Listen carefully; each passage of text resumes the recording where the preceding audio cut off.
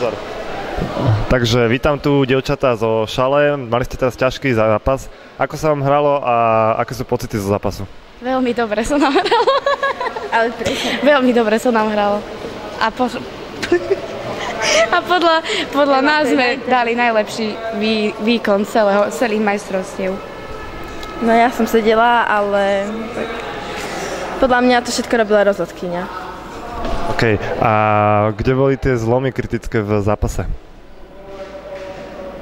Keď sa otáčal zápas vlastne? To asi tie, že hráčky boli zranené hráčky asi. Nie.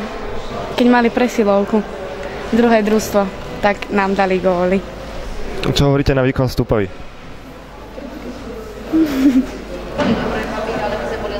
Áno. Určite sme boli lepšie. Si ďaleko.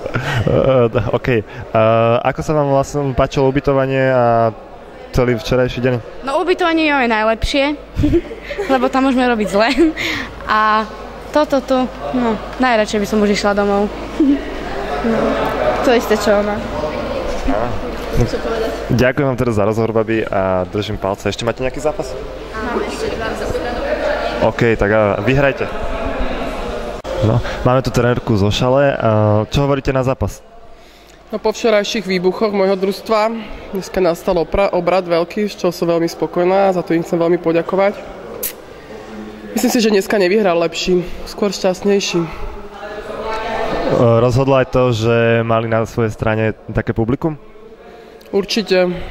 Doma je doma a vždycky to tak je proste, že tie dané aspekty, percentá vždycky idú tým domácim. V čom boli tie kritické momenty a zlomové momenty zápasu? Širšia lavička supera, nakoľko moje baby je ich len 6-7, ktoré odtiahli, už ťahajú tretí zápas. A myslím, že tie kritické situácie, ktoré ťažko sa mi k tomu hľadajú slova, proste boli tam miesta, ktoré nemali byť a tým sa to proste poškodil ten zápas. Áno, bol dosť ostrý ten zápas, ale môžete byť hrdé teda na svoje hráčky a asi teraz máte ďalšie 2 zápasy pred sebou a budete sa snažiť urobiť čo najviac. Presne tak, fakt pre nich dneska platí totálne absolutorium, lebo to fakt to zvládli po včerajšku, fakt. A ideme ďalej, hra je otvorená. Tak držím im palce, nech sa im darí a veľa úspechov. Ďakujem. A hlavne čo najmenej zranení. Ďakujem.